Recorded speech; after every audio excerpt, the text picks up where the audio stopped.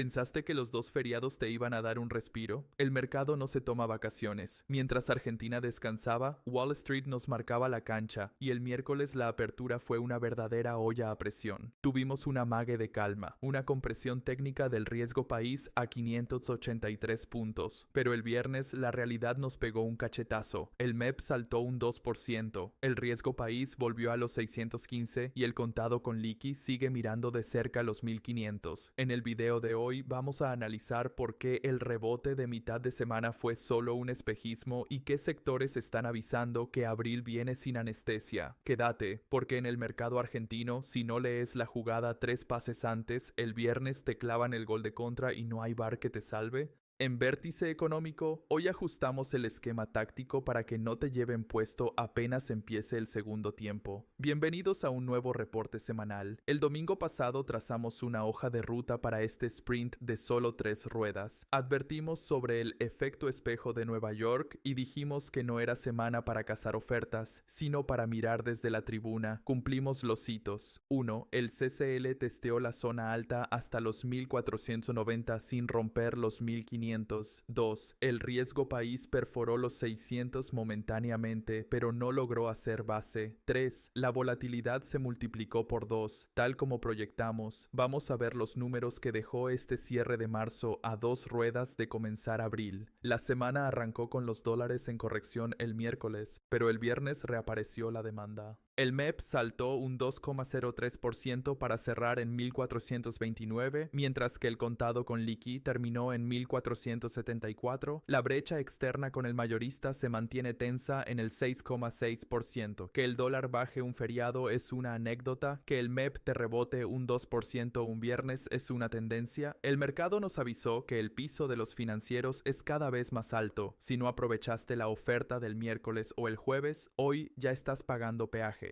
El Banco Central compró 251 millones de dólares en solo 3 días, pero las reservas brutas apenas se movieron de los 43.700 millones. ¿Por qué? Porque los pagos y la valuación se comen lo que entra. Mientras tanto, las tasas siguen en caída libre. La Tamar bajó al 26,3% y la Badlar al 25,6%. El Central compra billetes, pero te baja el premio por quedarte en pesos. Con la inflación acechando, la tasa real sigue siendo una donación voluntaria al BCRA. El que festejó los centavos de interés en pesos esta semana perdió contra el salto del MEP en una sola tarde. Si querías adrenalina, la renta variable de esta semana te dio una sobredosis. Tuvimos que ver el partido desde la tribuna el lunes y martes, mientras los ADRs en Wall Street nos marcaban la cancha el lunes y martes de olla a presión. Mientras acá era feriado, en Nueva York los bancos argentinos sufrieron el castigo del riesgo país arriba de los 630 puntos. Galicia y Francés llegaron a operar con un gap negativo importante que el miércoles tuvimos que salir a arbitrar.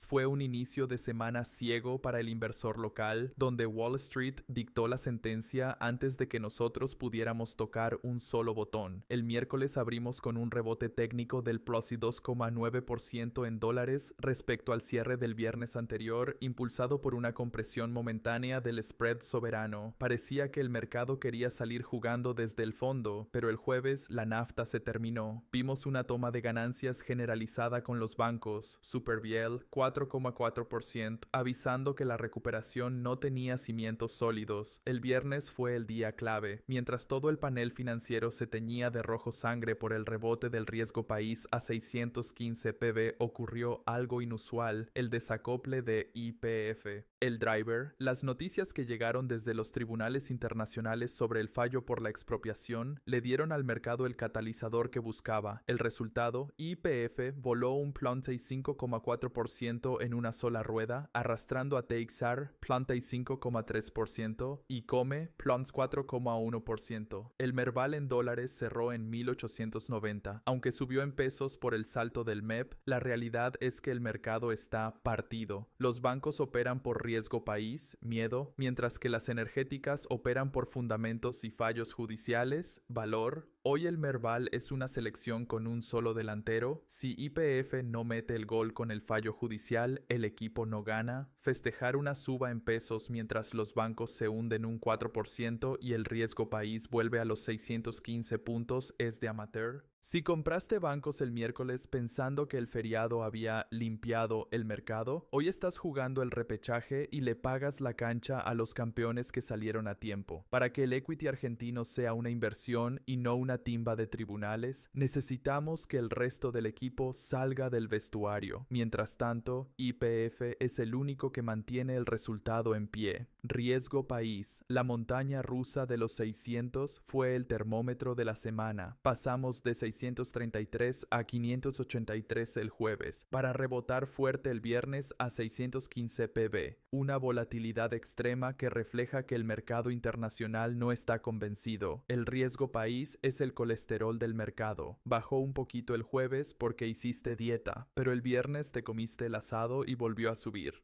Hasta que no perforemos los 550 con volumen, seguimos en zona de terapia intensiva. Si queremos entender la fragilidad del mercado, hay que mirar la película de la renta fija soberana entre el miércoles y el viernes. Tuvimos una semana de dos caras que dejó a muchos inversores fuera de juego. El espejismo del miércoles y jueves. Tras los dos feriados, el miércoles abrimos con un rebote técnico agresivo. Los globales lideraron la subida con avances de entre el 0,4% y el 0,9%.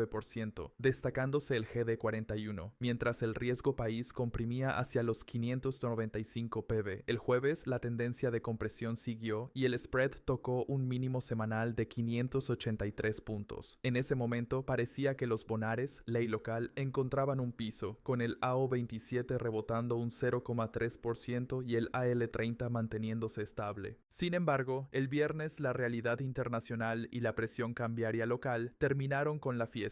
Vimos una corrección generalizada y profunda. Los globales sufrieron el castigo de Nueva York con caídas de hasta el 1,2% en el GD35 y GD41. Los bonares no se quedaron atrás. El AL35 y el AE38 se hundieron un 1,5%, mientras que el AL30 retrocedió un 0,9%. El riesgo país rebotó violentamente hasta los 615 pb, borrando casi toda la mejora de los 2 días previos. Esta semana nos encontramos con la novedad del AO28. El viernes 27, el Tesoro salió a testear el mercado local con el estreno del AO28, vencimiento octubre 2028. Se adjudicaron USD 150 millones a un precio de USD 942 por cada bono in 1000. El bono cortó con una TNA del 8,52%, lo que representa una TIREA del 8,86%. Aunque se recibieron ofertas por USD 226 millones, el apetito fue notablemente menor que por el AO27, que recibió pedidos por USD 466 millones y cortó a una tasa mucho más baja del 5,12%. La licitación del AO28 fue un detector de mentiras para el mercado. Los inversores hoy le prestan plata a este gobierno, pero todavía no firman el contrato de convivencia con el que venga después. Tener una tasa del 8,86% para estirar el plazo apenas un año, comparado con el 5,12% del AO27, es el peaje que paga el Tesoro por la incertidumbre electoral de 2027.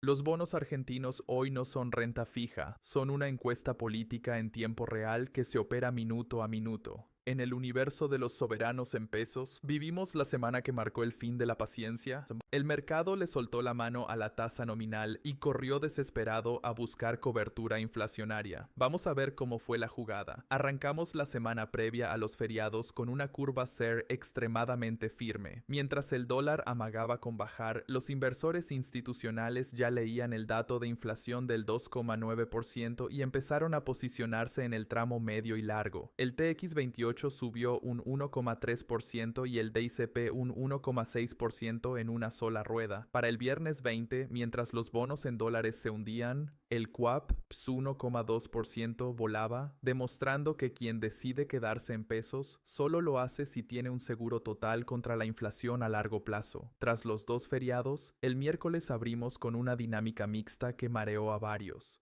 Vimos presión en los bonos SER de tramo medio y largo, con caídas en el TX28, 0,9% y el DICP, 1,5%. ¿Qué pasó ahí? Hubo una toma de ganancias técnica de quienes necesitaban liquidez tras el parate del feriado. Fue el momento donde muchos pensaron que el SER perdía fuerza, pero fue solo una finta para lo que venía. El jueves el mercado volvió a las bases. Tuvimos un rebote sólido en los instrumentos ajustables, con fuerte demanda en el tramo medio. Las letras SER lideraron el movimiento. La X30N6 saltó un 1,8%, reflejando que el inversor ya no quiere estacionar los pesos en la caja de ahorro, sino en cobertura real. El viernes se terminó de confirmar la tendencia. La curva SER cerró con un tono impecable en el tramo largo, el TX31 voló un 2,1% y el PARP un 1,6%.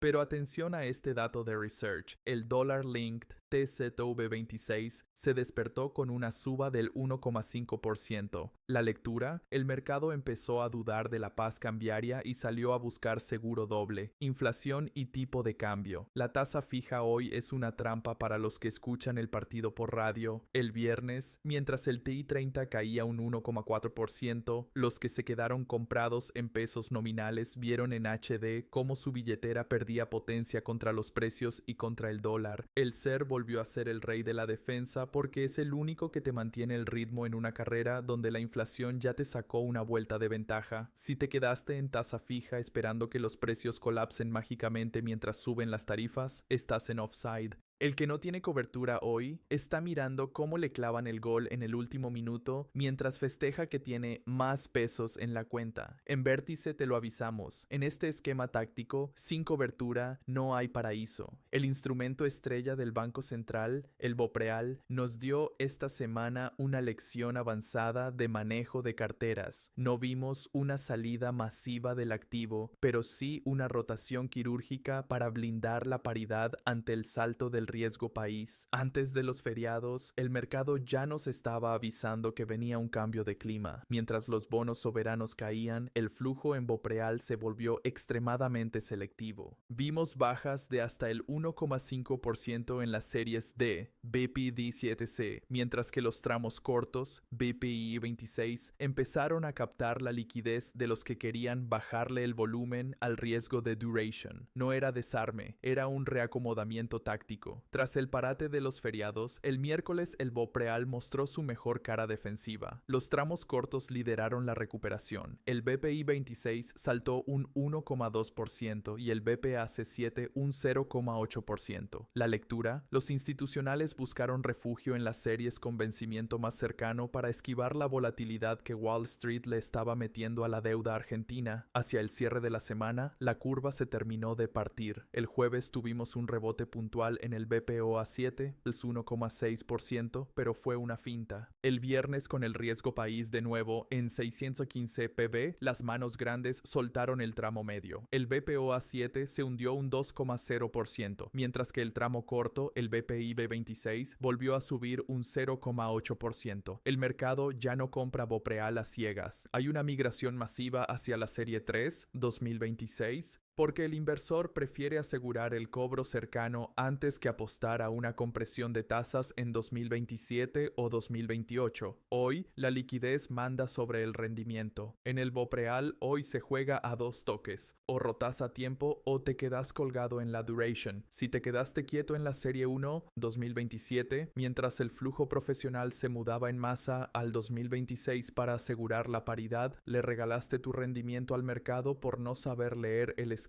táctico. Llegamos al rincón donde descansa la liquidez inmediata, el lugar donde guardas la plata mientras esperas el próximo movimiento. Pero ojo, porque esta semana el mercado de tasas cortas mandó un mensaje clarísimo. El tiempo es oro y hoy sale carísimo. Durante toda la semana, las cauciones operaron con una liquidez que todavía sobra, pero con una dispersión que mete miedo. Arrancamos el lunes 16 en un rango del 16% al 23% TNA. Tras los feriados feriados, el rango se estabilizó entre el 17% y el 22%. El problema, con un MEP saltando un 2% en una tarde, la caución de toda la semana se te evaporó en 5 horas de mercado. Estar al 20% anual hoy es regalarle el partido al rival antes de que empiece. En las LECAPs y BONCAPs es donde se vio la jugada más profesional de la semana. Hubo una migración masiva desde la tasa diaria hacia el tramo medio de la curva para capturar unos puntos extra. LECAPs, el jueves, la S30N6, noviembre, metió un plus 0,8%, demostrando que el inversor prefiere estirar un poco la duration para no ser triturado por la baja de tasas de los bancos. BONCAPs, la estrella del viernes fue el T30 HK 7, que saltó un plus 1,3%. Mientras todo lo demás crujía, los bonos capitalizados de tramo medio funcionaron como el único bloque sólido del mediocampo. Las letras TAMAR, M31G6 y los duales funcionaron como un ancla. No hubo grandes saltos, promediaron subas del 0,2% al 0,5%, pero sirvieron para los que necesitaban estabilidad absoluta en una semana donde el riesgo país subió y bajó como un ascensor.